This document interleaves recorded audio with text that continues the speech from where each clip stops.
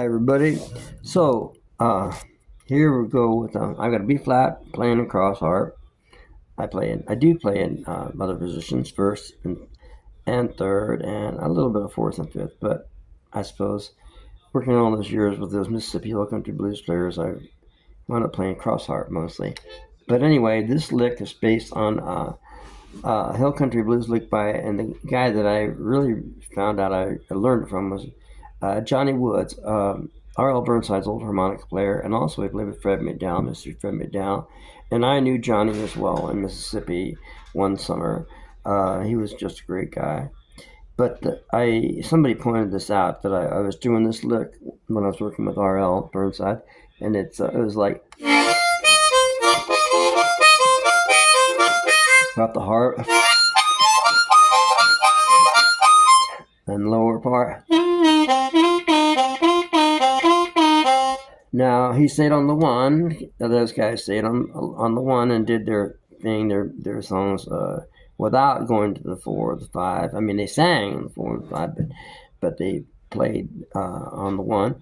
And of course, I did play with a lot of Hill Country blues players, including Junior Kimbrough and Robert Belfour and some others.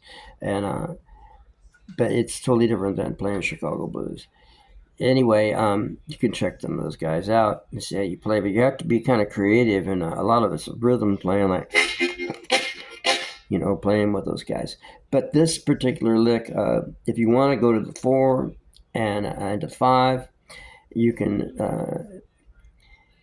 you can do that. But let's just start with and by the way, the full video of this is on my channel. But let's start with the lower part of the octave, the lowest octave. 2 draw, then 2 draw again with a full step bend, then 1 draw for the 5. So it's the 1, Nashville numbering system, the 1, the flat 7, full bend, the 5 is the draw 1. And of course, you can go up to the 4-hole draw to get the 5. Okay, so that's the 1 on the lower octave. The middle octave, which I used a lot, is a 6-hole blow, 5-hole draw, 4th-hole draw.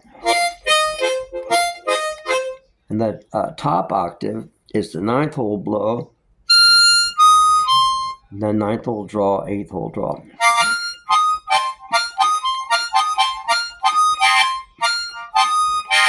Ninth hole blow, 8th hole draw, 7th hole draw. Now, if you want to play this in the 1-4-5 blues pattern, if you go to the 4 part of this, you would blow. Let's say, for instance, you go in the mid octave. So starting on the 4 blow. You blow the 4 and then do a half step bend on the 3, and then you can blow the 3 then, or go down to the 2 draw to get your 5. So remember, it's 1, a flat 7th, and to the 5.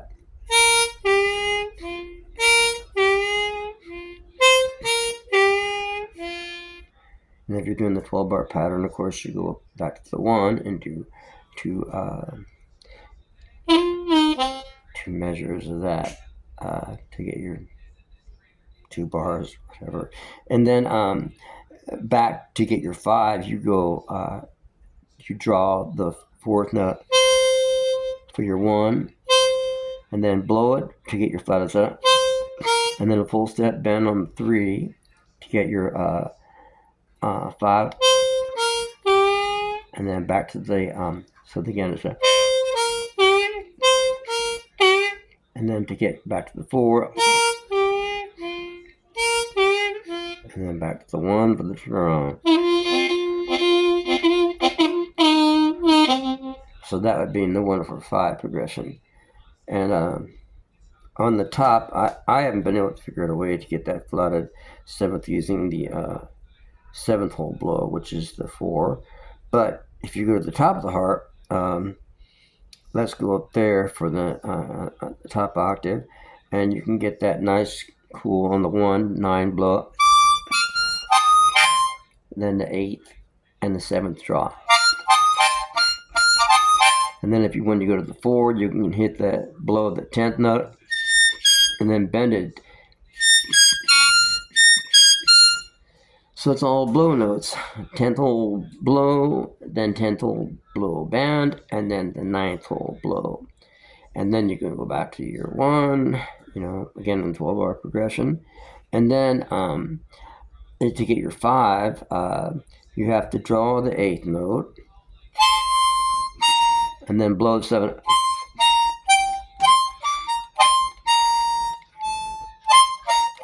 And then draw the 6th hole.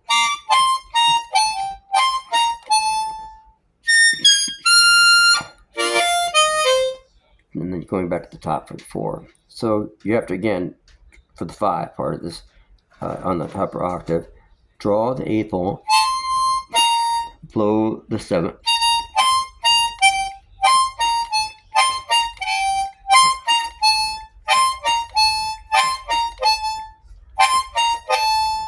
so that gives you your flatted 7th, your 1, flatted 7th, and your 5.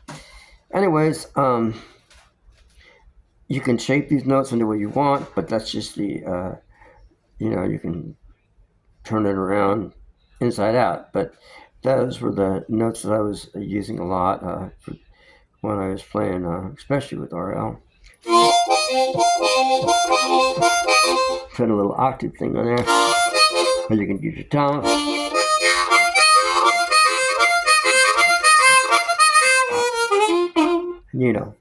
Have fun with it. I'll try to do a minute or two of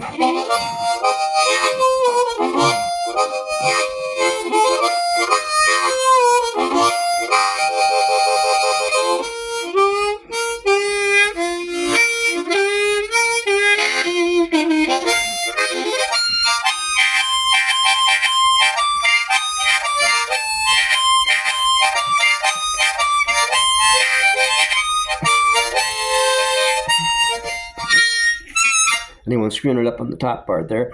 But you can just mess around with it and have fun. And back to the original idea.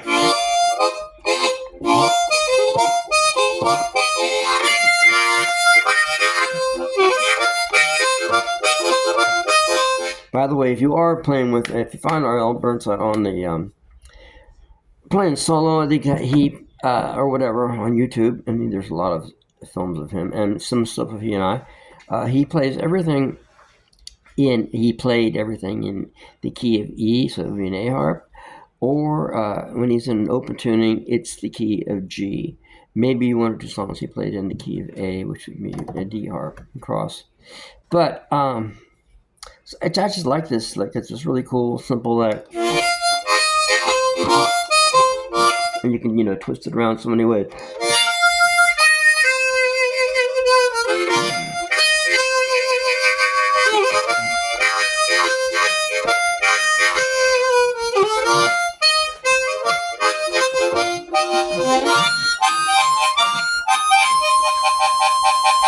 And for me, it doesn't work when I blow for the 4 part when I blow on the 7th, because I really don't, to get the flatted 7th.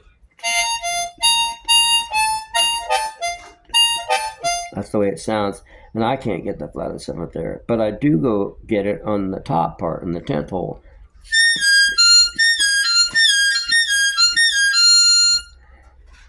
Anyway, have fun with it. And I think it's kind of cool phrase, and there's so many different ways you can twist and turn it around.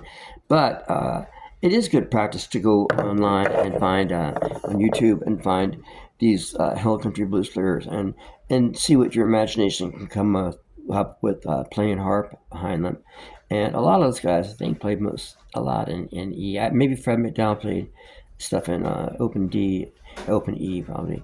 But check it out. Have fun with it. That's about the main thing. And hope y'all are doing fine. And see you next time. Okay, I'll try to post one of these phrases or licks every Monday or Blue Monday. All right. So long, everybody.